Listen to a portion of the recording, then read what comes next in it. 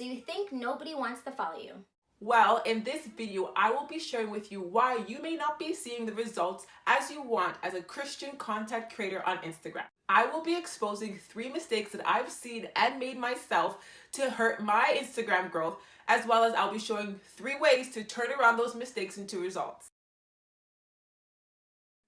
Hey lovely bosses, it's Chanique, owner of Cleaning Services and the face behind Life with Neek's Christian business blog, where I help you grow your brand or business without compromising your faith. If you are new here, please squeeze the subscribe button below and bang on the notification button so you never miss a lovely boss tip ever. So let's begin.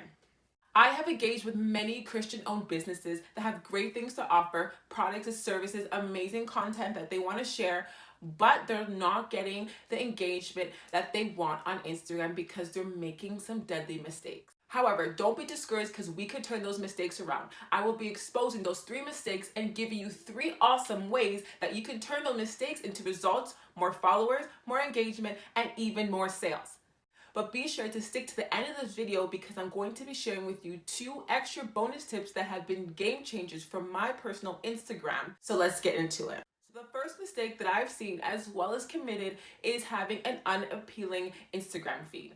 Nobody stays engaged with a messy and sloppy, low quality page for too long.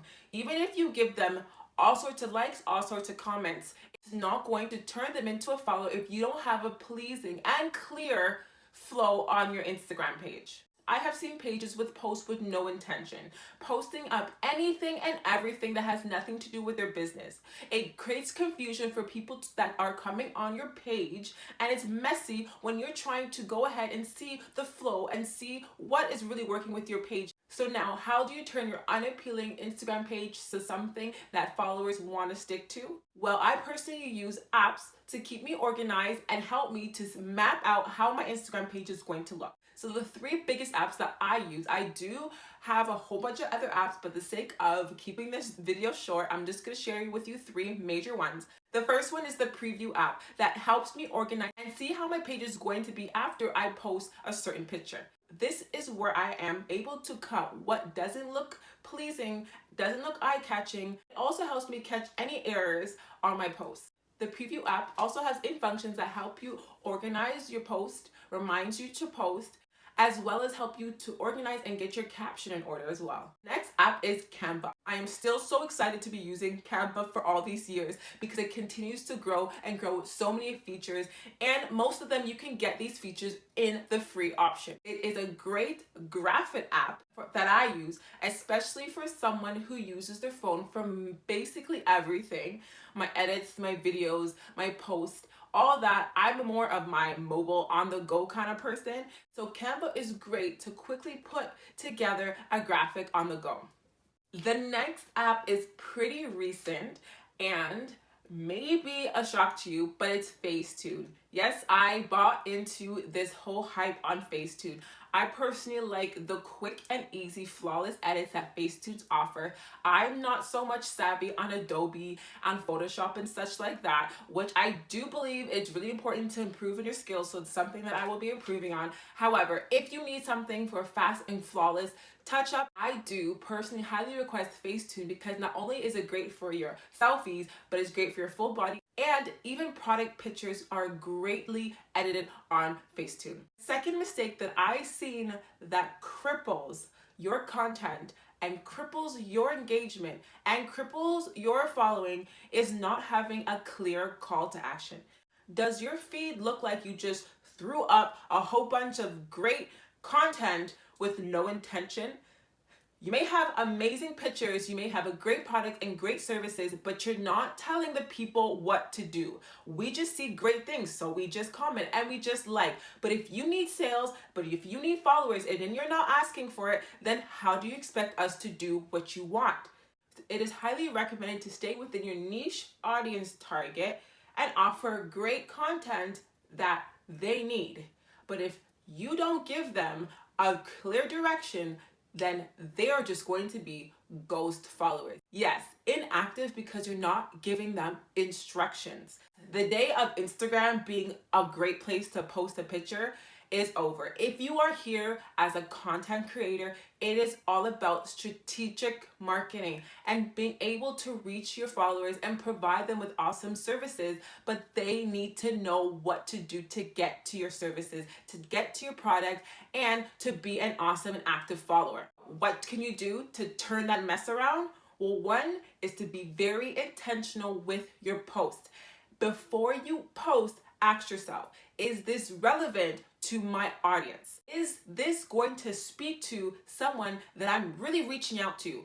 Is this going to drive the sales? Am I asking the right questions? Am I allowing my followers to opt in and buy into the message? If you're just posting a great picture with a great smile, at least ask them to like or to comment, what makes you smile today? How's your day going? So they can engage with you. Another tip to get your call to action right is to get your bio right. You need to make sure that your bio in your Instagram is clear. It's not about all those fancy fonts or all the emojis or even the hashtags. That's not going to help you if your followers don't even know that you're offering a program, that you have a book, that you need more followers, or that you even have a YouTube channel that can really help them. Make sure you build the right bio. Luckily for you, that is going to be my next video. So make sure that you bang on the notifications so you do not miss that video coming up next week. The third mistake that you might be committing right now is not giving what the people want. You may have some great content that you like, but it's not resonating nor speaking or helping the people that are following you or potentially want to follow you. Do you ask yourself, is this what my target audience wants? Will this benefit the group of people that I'm trying to reach? Better yet, stop right there. Do you even know what your target audience is and you don't know how to figure that out? Like this video below if you want me to make a video on how to create or scope down and find your target audience. Because if you don't have your target audience and you're just going out and just splattering a whole bunch of content, if you're just trying to please everyone, you are going to get a few people lost in the sauce. You're going to get some people bored out their minds, and then you're going to also make a few people less valued because you're not giving yourself to understanding who you're speaking to and how you can cater your business, your services, your brand to these people. You're just going out and giving anything and everything.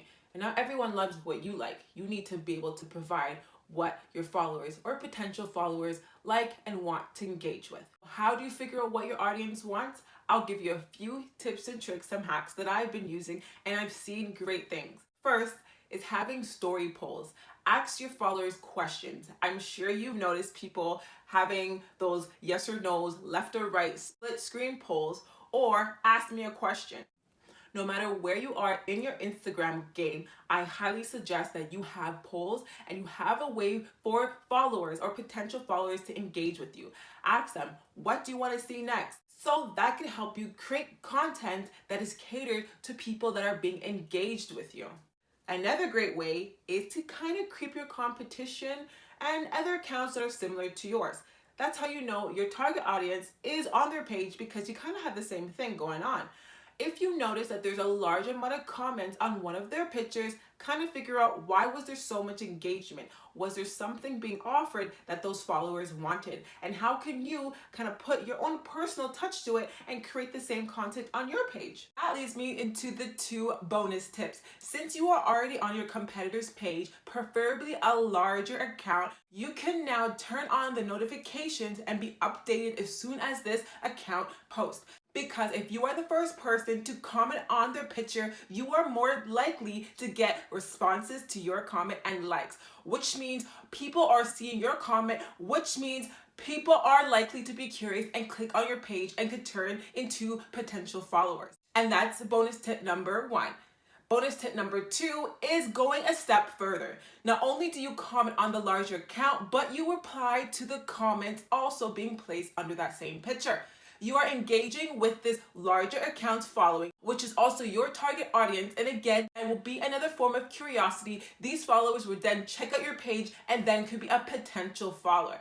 So make sure your page is on point, great quality, clear and concise action calls. So when you have these people going on your page, they know exactly what to do. They see your clear page, it's attractive, they want to stick around, and they want to know more about you. Speaking about comments and likes, don't forget to comment below any of your obstacles as a lovely boss Christian entrepreneur. And don't forget to subscribe to my channel and go ahead and check out my other adventures that I've been on lately. Hope to see you soon. Bye guys.